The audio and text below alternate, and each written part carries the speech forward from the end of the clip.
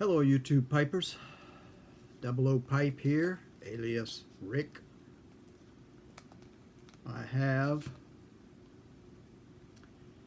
a Medico Brylon that I'm going to fill with velvet.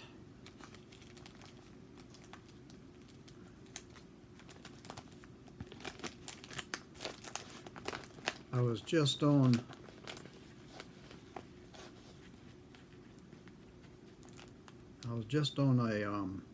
it's like Zoom, but I don't think it was Zoom, with Flat Cap and several other pipers, helping him set up for Saturday and the People's Choice Awards.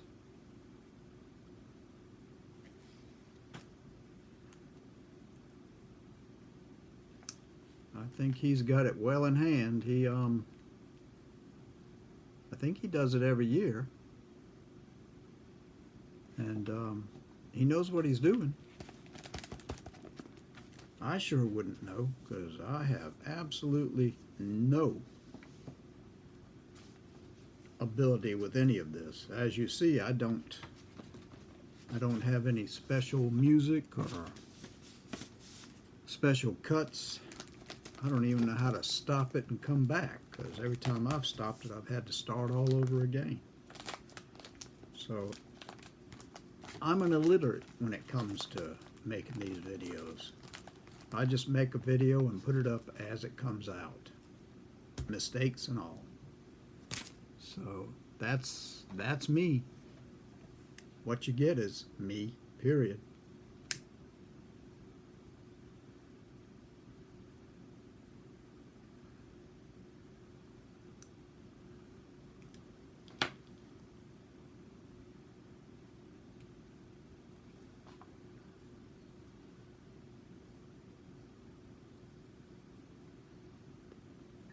Yeah, now that's a good taste. I like my velvet, right along with my Carter Hall.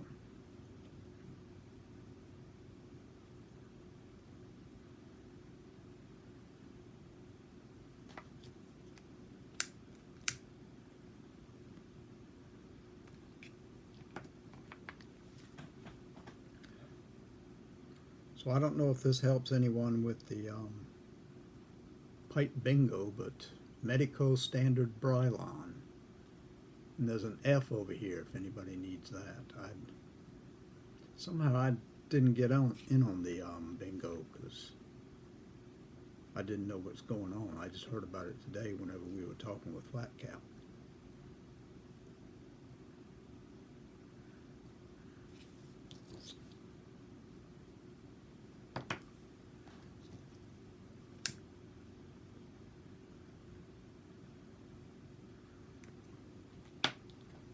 My son sent me a picture this morning that brought back the days in the dark ages when I used to be a pharmacist. Back when we used to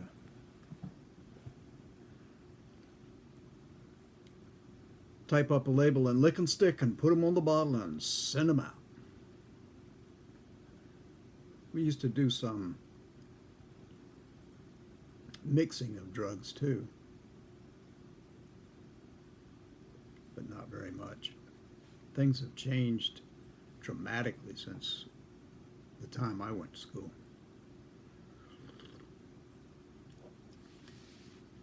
But I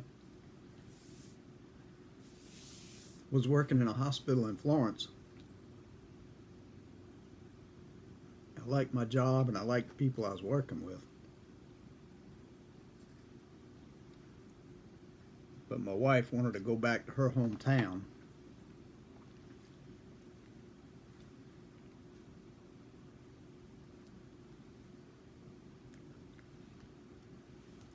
And I had a license for South Carolina, and you have to have a license for each individual state. So I told her I would take the test for the license in Florida. And if I passed it and got a license to practice there, I'd take her back to Pensacola.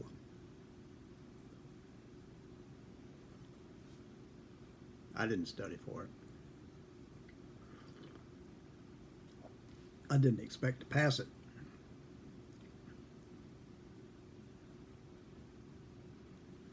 But either I was smarter than I thought, or that test was easier than I thought it would be. Because I passed it with flying colors. You have to pardon me, I had to open this door to get a cross breeze. So I had to make good on my promise once I passed that test. Pardon, excuse me.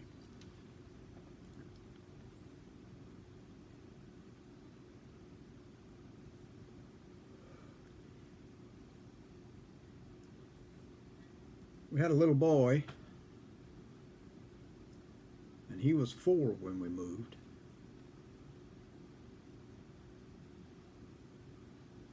Not too long before we moved,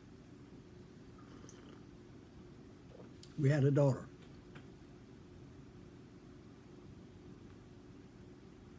So the 4 of us packed up and moved back down to Pensacola, Florida. I had gotten a job in a hospital there.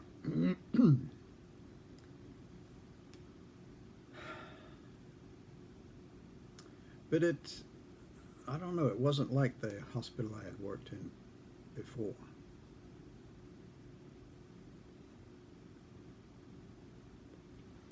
So I looked around for a job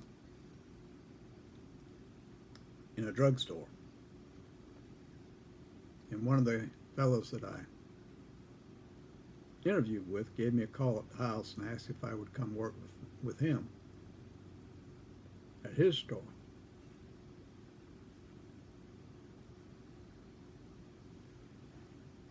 So I talked it over with the wife and decided the money was better, the hours probably better. So yes, I would do that.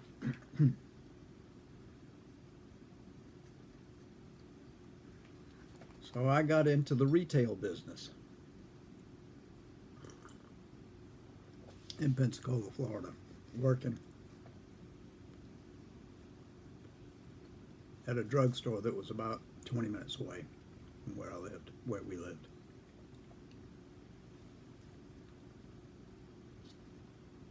And that was quite an experience.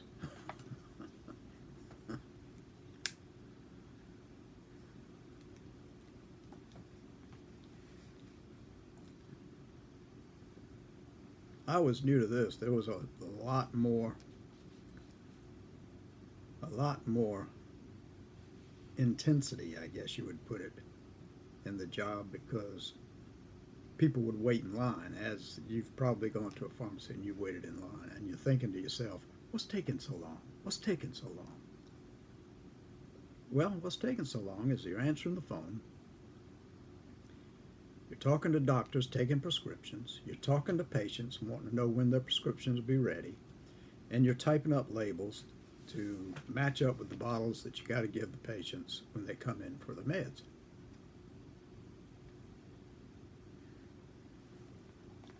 If you screw up a medication for a patient,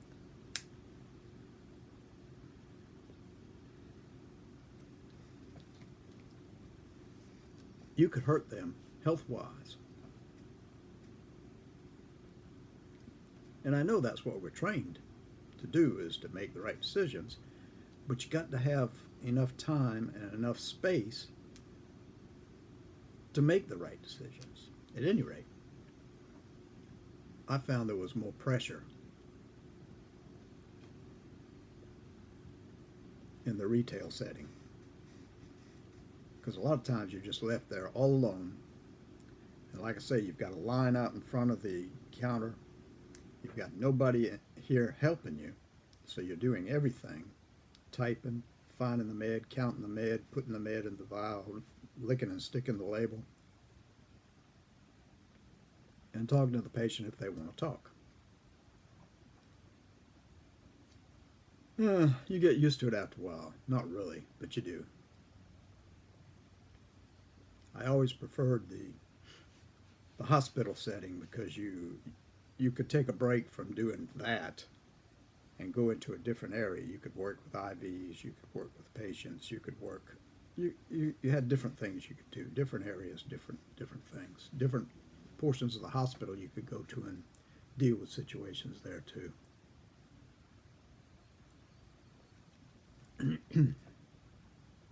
Well,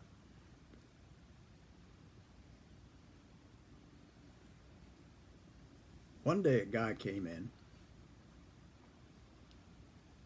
and the counters were high. You know, when the customer comes in, the counter is about up to their chin, or at least it was at this particular place I was working. And somebody would come over and say, real quiet, like guys usually,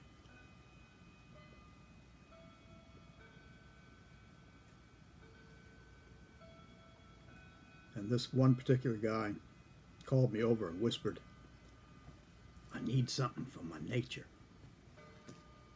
So I'm thinking to myself, what the hell is he talking about? He needs something for his nature.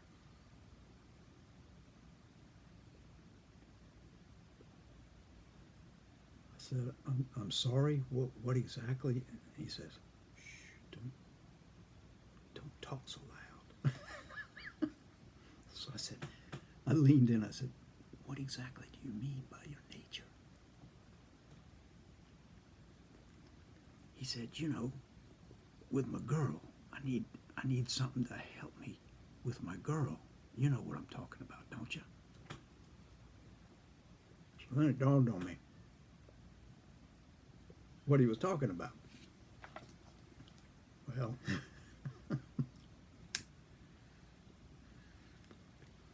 in such a case, you have to take them over to, because you can't sell them anything that's a medication, and you wouldn't even want to, because there was nothing for that I know of back in those days. But anyway, we walked over to a counter that had a bunch of medications on it, mainly multivitamins. I said, "I'll tell you what, I have talked to a lot of customers, and this particular item, I have been told, works wonders." It was a bottle of Red Rooster vitamins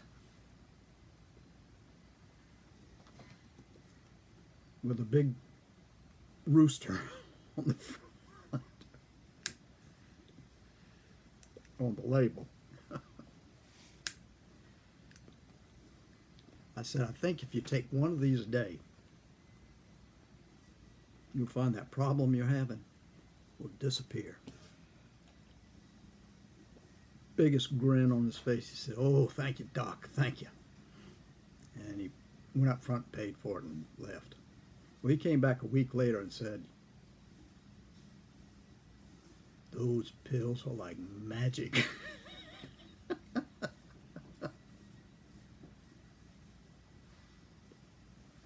Vitamins work wonders, I guess.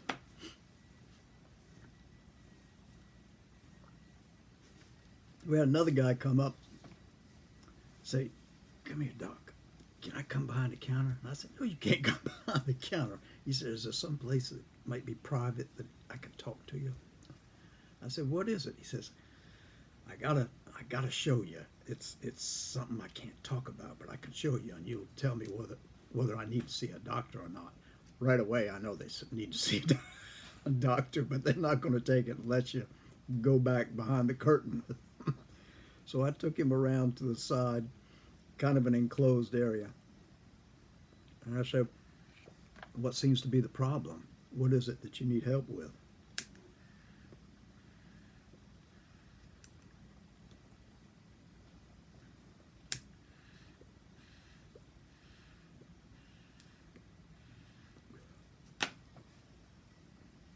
Oh, I feel like I'm an indigenous American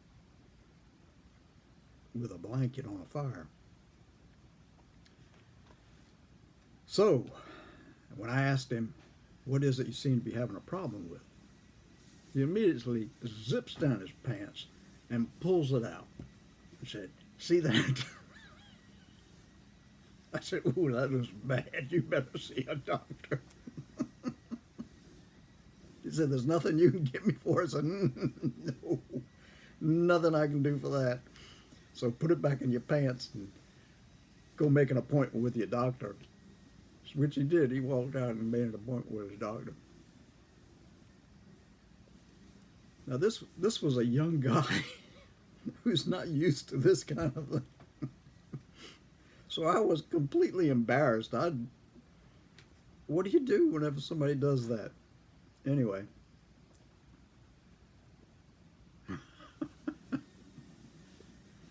Another time a woman came up to the counter and leaned in like they do and said, "Can I talk to you, Doc? Come here, can I talk to you?" I said, "Yes, ma'am, what's wrong? Can I help you with something?" She says, "Is there some place I can talk to you in private?" So I said, "Oh, geez, what is it this time?" And I said, yes, ma'am, come around here." She was in her 70s, I think. I mean, I'm not laughing at her for being in her 70s or anything, but the situation had just...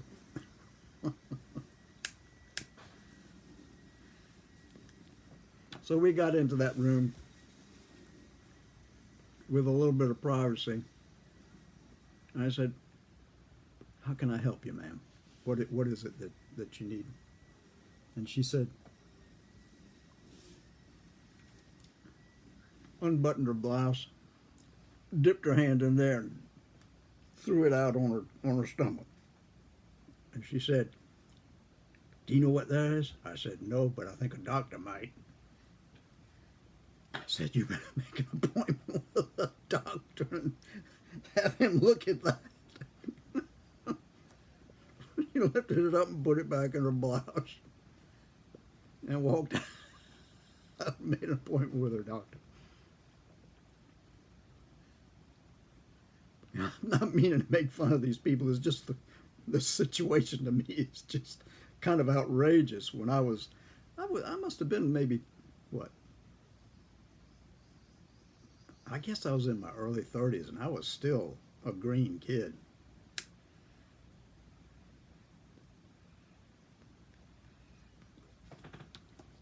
But anyway,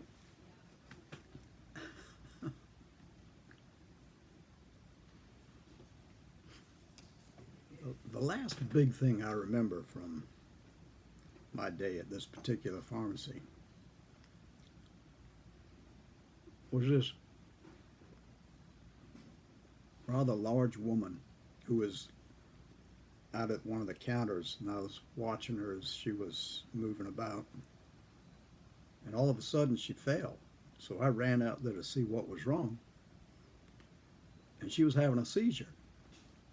So we tried to find something to put in her mouth so she wouldn't bite her tongue off and kind of hold her down while the seizure. And somebody called the emergency people. And they sent a helicopter out, which landed in the parking lot. And they came in, put her on a stretcher, and took her out. That was the most exciting thing that I think ever happened when we were there.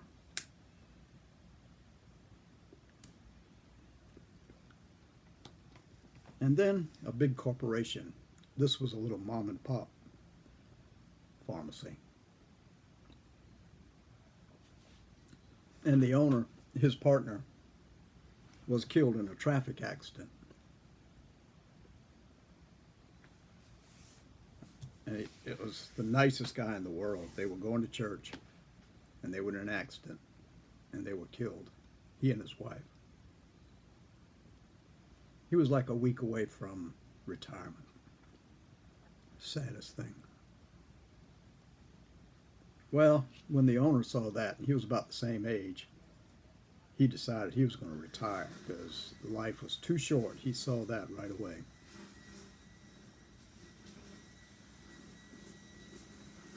Well, he sold it to a corporation.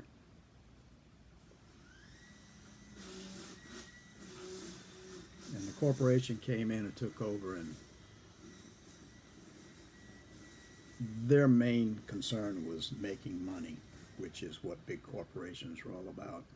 Whereas the pharmacy prior to them buying it had always been concerned about the patients that came in. There were regular people that came in, and they knew the fellow that owned it. They knew me after a bit, and they were really comfortable with us.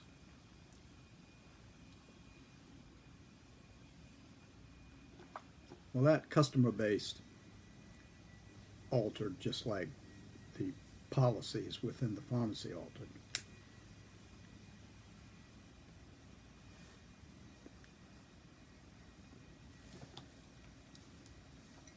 There were two guys that used to come in. One came in and he said, or he told somebody in there that they needed more pharmacists like me because I was always there and always did my best to get things done. And then the other one, who called me into the office and said, I hear you're looking for a job. I had just been looking around to see if there was anything because I wasn't as happy there as I had been with the owner before. I said, who told you that? He said, it doesn't matter. Who told me that? But I just wanted you to know I'm going to help you. I want you to turn in your keys. And here's a month's pay. I'll give you plenty of time to look for a job. That was the first time I'd ever been fired from a job. One person who thought I was doing a great job, and this guy thought I was not a, what do you call it, a team player, I guess.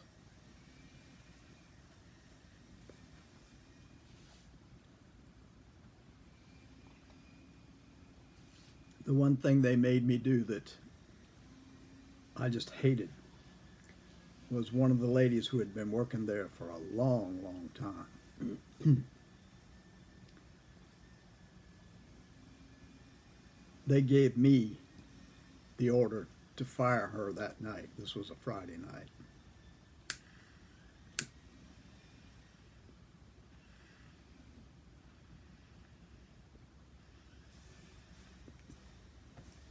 I liked this lady.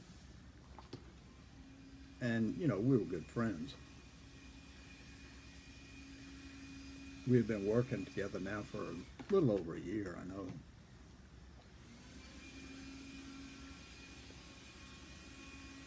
And as the night wore on, I had to go up to her and say, Miss So-and-so, I said, I hate to do this. She says, don't worry about it. I already know what you're going to tell me.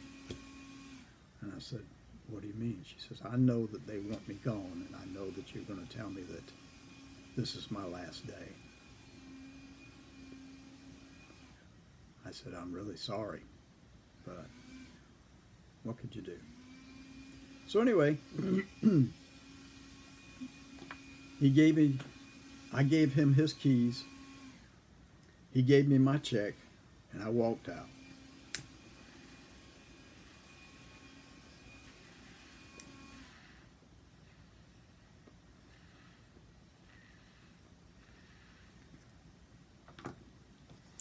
Well,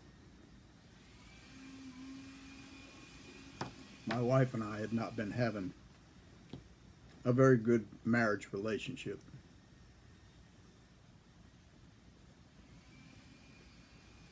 And I went home and told her what had happened. And she said, what are you going to do? And I said,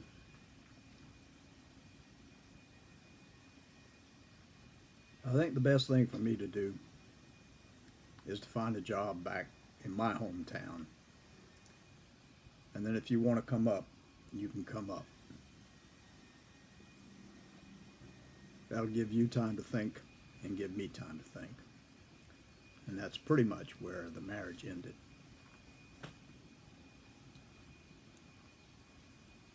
But the experiences at that pharmacy,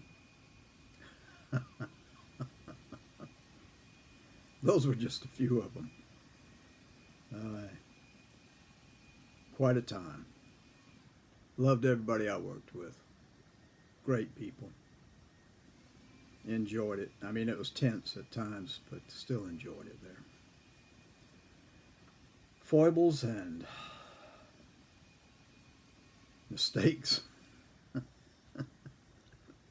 and smiles and good times. So much for city drugs in Pensacola, Florida, back in the early 80s.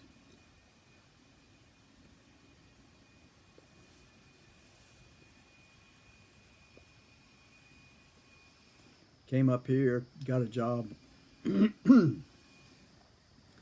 one of the established hospitals and worked with them for close to 35 years. And that was a job that I loved. I loved the people I worked with. Again, a big corporation came in and took over, and it altered it, but still, the people we worked with, good people, good people. I'm just blathering on here, and I've gone on and on. Sorry to take up so much of your time.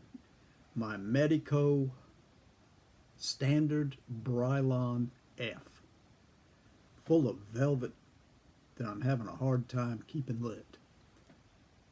Decent pipe, good tobacco, good fellowship. I appreciate y'all listening to me, folks. I don't get to talk to too many people. Got my thumb over the red button. Just want to say I hope everybody's doing well, and God bless you until the next time.